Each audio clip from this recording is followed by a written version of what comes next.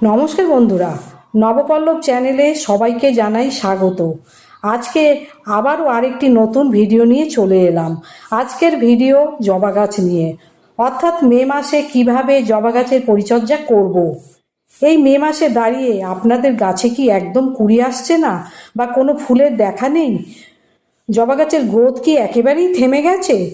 অনেক নামি দামি সার গাছের মাটিতে প্রয়োগ করছেন, অথচ কোনো কাজ হচ্ছে না। গাছের পাতা ঝিমিয়ে পড়ছে বা গাছ শুধু পাতায় ভরে যাচ্ছে। এই সমস্যাগুলি কিন্তু আমাদের কিছু ভুলের কারণেই হয়ে থাকে।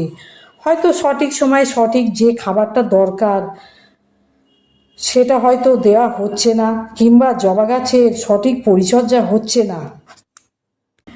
জবা গাছ থেকে গাছ ভর্তি কুড়ি আনতে ও ফুল ফোটাতে কী পরিচর্যা করতে হবে সেটা তো আলোচনা করবই। তার সাথে সাথে জানতে পারবেন এই মে মাসে জবা গাছে কী খাবার প্রদান করলে গাছের গ্রোথ ভালো হবে, গাছে আসবে প্রচুর কুড়ি এবং গাছের পাতা ও কুড়ি আর হলুদ হয়ে ঝরে পড়ে যাবে না। এছাড়াও আজকের এই ভিডিওতে থাকবে কিভাবে ঘরোয়া জৈব কীটনাশক ও ছত্রাকনাশক তৈরি করবেন। এই সমস্ত তথ্য জানতে হলে ভিডিওটির সাথে থাকুন এবং পুরো ভিডিওটা দেখুন, তবেই সবটা বুঝতে পারবেন। জবা গাছ আমরা জানি দীর্ঘজীবী একটি গাছ, যা সারা বছরই কম বেশি ফুল দিতে থাকে। গরম পড়ার সাথে সাথে বিশেষ করে দেশি জবা গাছগুলি কুঁড়ি ও ফুলে ভরে যায়।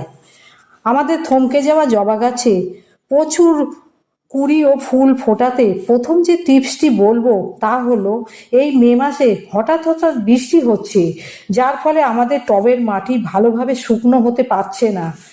এই সময় আমাদের জবা গাছকে কিন্তু শেড বা গ্রিন নেটের নিচে রাখবেন না, রাখা যাবে না। ডাইরেক্ট সূর্যের আলোয় রাখতে হবে। মাটি যদি সব সময় ভিজে প্যাচপ্যাচে থাকে তবে কুঁড়ি এলেও সেই কুঁড়ি ঝরে যাবে, পাতাও হলুদ হয়ে ঝরে পড়ে যাবে। এছাড়া ফুল ফোটাও প্রায় বন্ধ হয়ে যাবে। এই যে দেখছেন, এত গাছ ভর্তি ফুল পেতে হলে গাছ 5-6 ঘন্টা প্রখর সূর্য আলোকে রাখতেই হবে। থেকে থেকে বৃষ্টিও হচ্ছে, তাই জবা গাছের মাটি ভিজে থাকছে, তাই এই সময় মাটিতে জল দেওয়া থেকে বিরত থাকতে হবে। জল দেওয়াটা খুব গুরুত্বপূর্ণ এই সময়। যদি আমরা মাটিতে জল থাকতে থাকতে আবারও জল দিয়ে দিই, তাহলে জবা গাছে যদি গাছ ভর্তি কুঁড়ি থাকে তবে বেশিরভাগ কুঁড়ি এই বেশি জল দেওয়ার কারণেই ঝরে যাবে। তাই আমাদের এই সময় জল বুঝে শুনে দিতে হবে। এই সময় আমরা টবের মাটি চেক করে যদি জল দিই তবে ভালো হয়। জবা গাছের মাটিতে আঙুল দিয়ে দেখতে হবে, যদি মাটির উপরিভাগ 1 থেকে 1.5 ইঞ্চি মতন শুকিয়ে যায় তবে গাছের মাটিতে জল দেবেন। এছাড়া মাঝে মাঝে গাছের মাটি ভালো করে শুকিয়ে নিতে হবে। এতে কি হবে, মাটিতে থাকা বিভিন্ন রকমের ক্ষতিকারক ব্যাকটেরিয়া দূর হয়ে যাবে এবং গাছের মাটিতে খুব ভালোভাবে আলো বাতাস চলাচল করতে পারবে। এই জন্য মাঝে মাঝে মাটিটা একটু খুশে দেবেন হালকাভাবে, যার ফলে গাছের শিকড় ভালো থাকবে। গাছের শিকড় যদি ঠিক থাকে তবে গাছের গ্রোথও ঠিক থাকবে, গাছে কুঁড়ি আসবে এবং গাছে অসংখ্য ফুল ফুটবে। 2 নম্বর টিপস যেটা করতে হবে, জবা গাছে ফুল ফুটে যাবার পর শুকনো ফুল বা বাসি ফুল গাছে রাখা চলবে না। প্রত্যেক দিন এই শুকনো ফুলগুলি ডাঁটা সমেত গাছ থেকে কেটে ফেলে দিতে হবে। তা না হলে গাছে প্রায় কুঁড়ি আসা বন্ধ হয়ে যাবে। কেননা এই শুকনো ফুলগুলি যদি গাছে রেখে দিই তাহলে গাছ বীজ তৈরিতে মন দেবে। এছাড়া গাছে ফাঙ্গাস লাগারও চান্স বেড়ে যাবে, যার ফলে গাছের ক্ষতি হবে। এই জন্য প্রত্যেক দিন আমাদের গাছের মধ্যে শুকনো বাসি ফুল ও হলুদ পাতা সব কেটে পরিষ্কার করে দিয়ে গাছ পরিষ্কার পরিচ্ছন্ন রাখতে হবে। 3 নম্বর টিপস হচ্ছে জবা গাছের মাটিতে খাবার প্রয়োগ। যদি আপনাদের জবা গাছের গ্রোথ সুন্দর থাকে, পাতাগুলি সবুজ থাকে, শুধুমাত্র গাছে কুঁড়ি আসছে না ও ফুল ফুটছে না, তো এই সময় আমাদের জবা গাছের মাটিতে যে খাবার প্রয়োগ করতে হবে তা হলো পটাশিয়াম সমৃদ্ধ খাবার।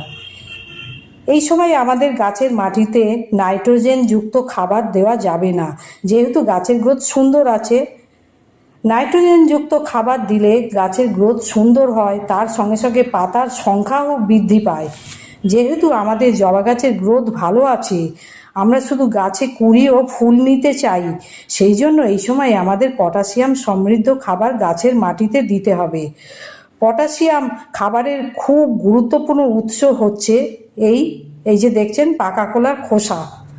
এই খোসা ছোট ছোট করে কেটে ভালো করে রোদে শুকিয়ে গুঁড়ো করে নিতে হবে। এর সঙ্গে আরেকটি রান্নাঘরের ফেলে দেওয়া জিনিস অ্যাড করতে হবে, তা হলো পেঁয়াজের খোসা। পেঁয়াজের খোসাও রোদে ভালো করে শুকিয়ে মিক্সিতে গুঁড়ো করে নিতে হবে। পাকা কলার খোসা যদি না থাকে হাতের কাছে, তার পরিবর্তে আলুর খোসাও রোদে শুকিয়ে গুঁড়ো করে নেওয়া যায়। এই খোসাগুলির গুঁড়ো যদি 15 দিন অন্তর অন্তর 10 ইঞ্চি টবের মাটিতে 2 থেকে 3 চামচ করে দিয়ে দিতে পারেন, তাহলে জবা গাছে কুঁড়ি আসবে ও ফুল ফুটবে। আর জবা গাছের গ্রোথ যদি খুব ধীরে ধীরে হচ্ছে দেখা যায়, তাহলে আপনারা এই খাবারের সাথে 2 মুঠো পুরনো গোবর বা 2 মুঠো ভার্মি কম্পোস্ট মিশিয়ে দেবেন। শুকনো খাবার না দিয়ে আপনারা তরল খাবারও দিতে পারেন। এই তরল খাবার আপনারা কিভাবে তৈরি করবেন?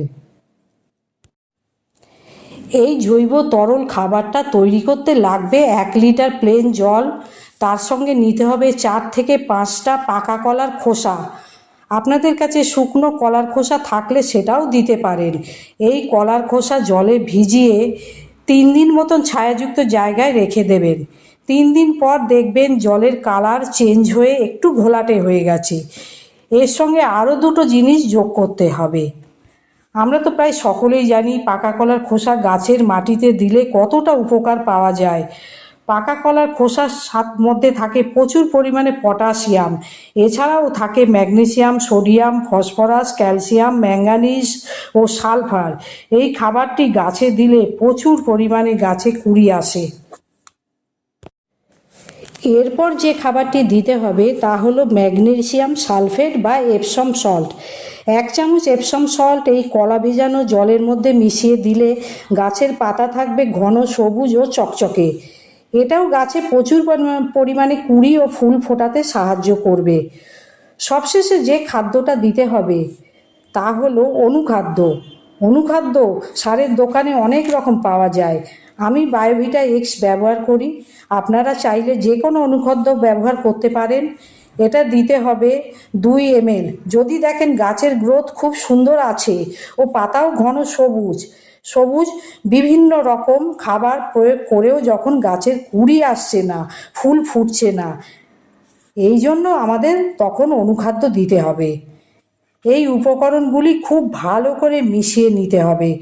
উপকরণগুলি হচ্ছে কলার খোসা ভিজানো জল, তার সঙ্গে এপসম সল্ট ও অনুখাদ্য। এই মিশ্রিত তরলটা কিন্তু ডাইরেক্ট মাটিতে প্রয়োগ করা যাবে না, এর সাথে সমপরিমাণ জল মিশিয়ে নিতে হবে, তবেই এই তরল খাবার গাছে দেওয়ার জন্য একেবারে রেডি হবে। এখন বলবো এই তরল খাবারটি প্রত্যেকটা গাছে কতটা পরিমাণ ও কতদিন ব্যবধানে দিতে পারবেন। এই খাবার আপনারা গাছের মাটিতে প্রত্যেক সপ্তাহে অর্থাৎ 7 দিন অন্তর অন্তর দিতে পারবেন। 10 ইঞ্চি টবের জন্য মোটামুটি 200 থেকে 250 ml পর্যন্ত দেওয়া যাবে। বড় টব হলে আর একটু বেশি, আর ছোট টব হলে আরও একটু কম, এইভাবে নিজে হিসেব করে দেবেন। এই খাবার মাত্র 1 থেকে 2 বার দেওয়ার পরই গাছের পরিবর্তন দেখতে পারবেন। দেখবেন গাছে কুঁড়ি আসা শুরু হয়ে গেছে। বন্ধুরা, যখনই দেখবেন গাছের নতুন নতুন কচি কচি পাতা কুঁড়ি আসতে শুরু করেছে, তখন থেকে গাছে কিন্তু পোকামাকড়ের আনাগোনা শুরু হয়ে যাবে। সেই জন্য আপনাদের নিয়ম করে কীটনাশক ও ছত্রাকনাশক গাছে স্প্রে করতে হবে। তো আপনারা বাড়িতে কিভাবে একই সাথে কীটনাশক ও ছত্রাকনাশক তৈরি করবেন বলে দিচ্ছি। 1 লিটার জল নেবেন, তার সঙ্গে একটা পাউচ প্যাক ইনো প্যাকেট নেবেন। ইনো প্যাকেট যে কোনো মেডিকেল স্টোরে পেয়ে যাবেন। তার সঙ্গে নেবেন রান্নাঘরের 1 চামচ হলুদের গুঁড়ো। তারপর দেবেন 1 চামচ শ্যাম্পু, যে কোনো শ্যাম্পুর পাউচ প্যাক 1 চামচ, পাউচ প্যাক থেকে 1 চামচ নেবেন, বা যে কোনো হ্যান্ড ওয়াশও নিতে পারেন। এই 3টি জিনিস ভালো করে গুলে নিয়ে 10-15 মিনিট রেখে দেবেন। তারপর এটা ছেঁকে নিয়ে প্রত্যেকটা গাছে 7 থেকে 10 দিন অন্তর স্প্রে করবেন। দেখবেন জবা গাছে কোনো পোকামাকড় থাকলে চলে যাবে, আর যদি নাও থাকে তবে গাছের আশেপাশে কোনো পোকামাকড় আর আসবে না। আর যদি ঘরোয়া কীটনাশক না দিতে চাইলে বাজার চলতি অনেক রকম কীটনাশক আছে, সেটাও ব্যবহার করতে পারেন। আপনারা একতারা বা টাবগড় প্রত্যেক সপ্তাহে একবার স্প্রে করে যেতে পারেন, তাহলে দেখবেন গাছে একেবারেই মিলিবাগ বা অন্য কোনো পোকামাকড় থাকবে না। ছত্রাকনাশক বাজার চলতি ব্যবহার করতে পারেন, সেটা সাফ বা ব্যাবিস্টিন যে কোনো একটা ব্যবহার করতে পারেন, খুব ভালো রেজাল্ট পাবেন।